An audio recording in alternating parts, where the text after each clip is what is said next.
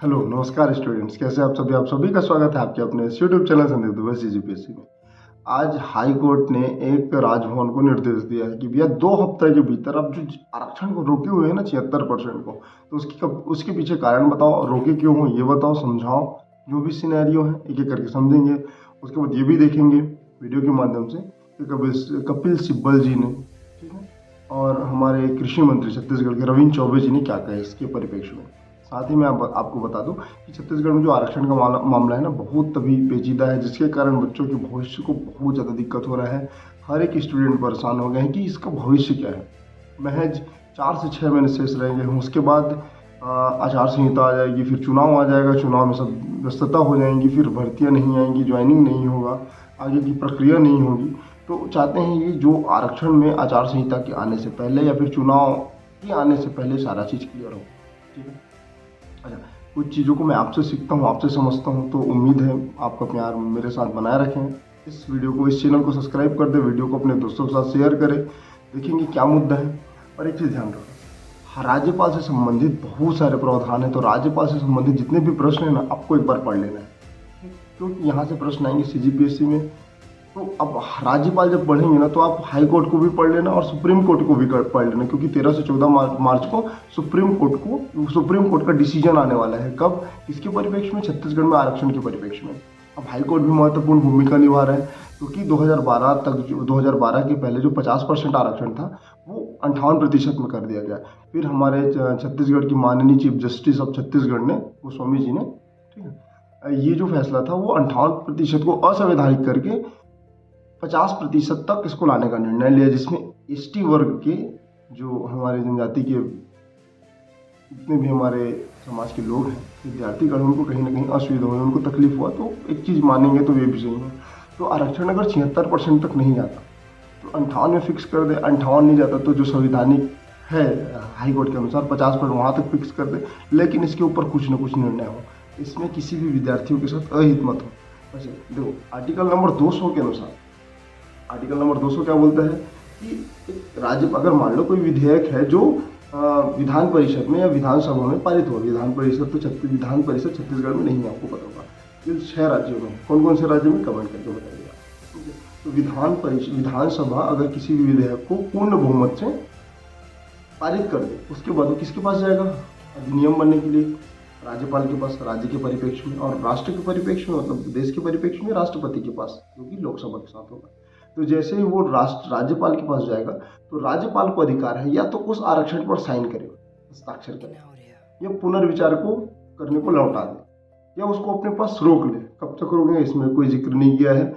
या वो article number 200 के अंतर्गत राष्ट्रपति को के लिए सुरक्षित रख दे या राष्ट्रपति को दे दे। तो ये सारी चीजें उनमें मेंशन है, लेकिन उनको ये अधिकार नहीं है कि उसके ऊपर प्रश्न पूछे।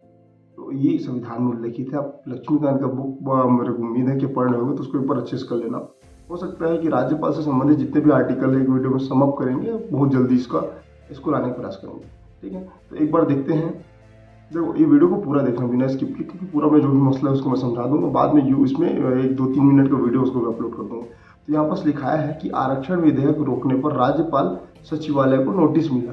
राज्य शासन की याचिका पर सुनवाई कपिल सिब्बल ने कहा कि राज्यपालों को, ठीक है, विधेयक रोकने का अधिकार नहीं है, संविधान में उल्लेखित है के अनुसार। बिल्कुल सही बात है। तो छत्तीसगढ़ सरकार ने, छत्तीसगढ़ की जो हाई कोर्ट है, मतलब उच्च न्यायालय ने अल्टीमेटम दिया है राज्यपाल को। क्या दिया है कि आपको 2 हफ्ते के भीतर, मतलब लगभग 17 फरवरी के आसपास उनको निर्णय, मतलब उनको बताना होगा कि आरक्षण पर जो आपने मुद्दा रोका है 76% में, तो उसके पीछे का कारण क्या है, उसके ऊपर तत्काल या त्वरित कार्यवाही होगी। ठीक है, ये सारी चीजें हैं। उम्मीद है आपको समझ आ रहा होगा। तो ये सारी चीजें हैं। तो जैसा भी है सिनेरियो, अच्छी बात है कि इसके ऊपर कोई निर्णय हो, चाहे हाई कोर्ट, हमारे माननीय हाई कोर्ट के द्वारा जो भी निर्णय लिया जाएगा वो हित में होगा। राज्य सरकार भी सबकी हित में काम करेगी, पूरा उम्मीद है। तो बस इतना ध्यान में रखना कि आरक्षण तो अब जैसा है चल रहा है। तो अभी हाल ही में हमारा सीजीएसआई का एग्जाम हुआ, 5 तारीख को किसका एग्जाम होगा? सीजीपीएससी का।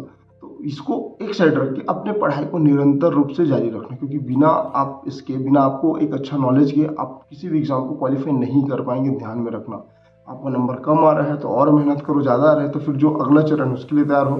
तो कुल मिला के जो भी मसला है वो तो सुलझेगा ही, नो डाउट सुलझेगा, सुधरेगा, जैसा आप चाहते हैं वैसा होगा। समय पर थोड़ा विलम्ब हो सकता है लेकिन होगा। ओके, और देखते हैं इसके ऊपर जो भी रहेगा अपडेट उसको बताऊंगा।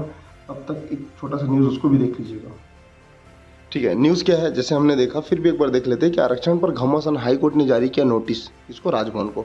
तो 2 हफ्ते के भीतर उनको जवाब मांगा है, 2 हफ्ते का समय दिया है, मतलब लगभग 17 फरवरी के आसपास ये पूरा मसला क्लियर होगा।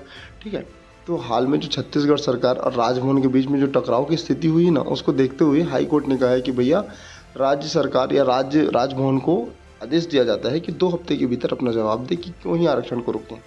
जो भी निर्णय आपको रोकना है तो रोको, वापस करना है तो लौटा दो या इसको रद्द कर दो, लेकिन आपको दूसरे से जो जो एक्स्ट्रा जो जवाब मांग रहे हैं ना, तो उसको आपको अधिकार नहीं है। तो ये सारी विषय हैं। ठीक है, हमारे राज्य की, ठीक है, संवैधानिक प्रमुख माननीय अनसुईया उइके जी के अनुसार उनका भी एक कथन सही है कि भैया 58% आरक्षण को असंवैधानिक घोषित कर दिया। ठीक है, हाई कोर्ट ने।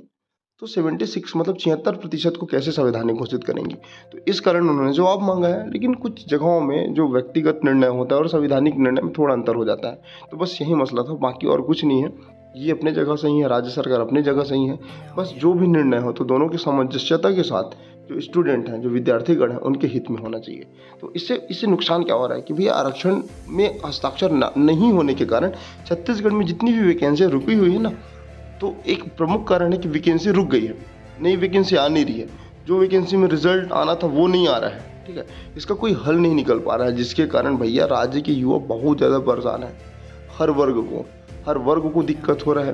देखो 2 साल तो कोरोना के कारण चले गया, ठीक, उसके बाद थोड़ा 1 साल अच्छा खासा भर्ती आया, फिर आरक्षण के कारण चले गया, फिर आचार संहिता आ जाएगा, फिर क्या हो जाएगा, फिर चुनाव आ जाएगा, फिर सरकार बनेगा।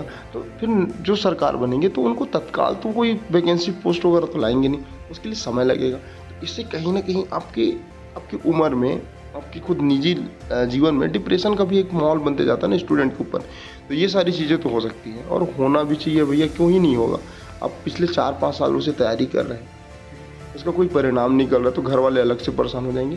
तो ये एक ऐसा मसला है ना जो ना सिर्फ एक व्यक्तिगत है बल्कि एक सामाजिक मुद्दा है। तो इस पर हाई कोर्ट को, राज्य सरकार को, राजभवन को जल्दी से जल्दी त्वरित निवारण या निर्णय लेना चाहिए।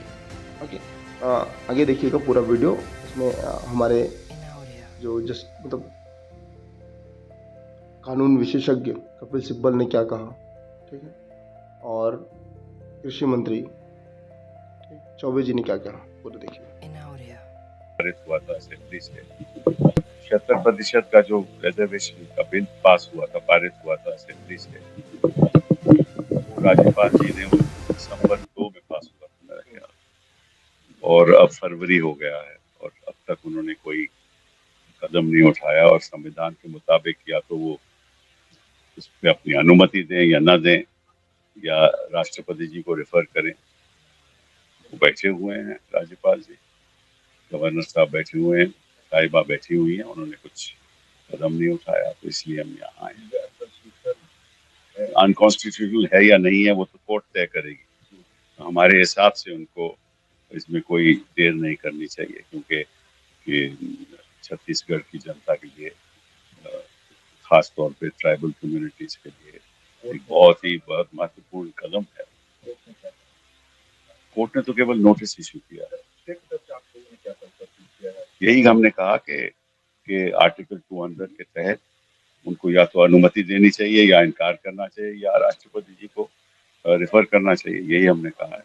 उसके अंतर्गत कोर्ट ने नोटिस दिया है। रिस्पोंडेंट नंबर 2 जो सेक्रेटरी हैं, गवर्नर साहब।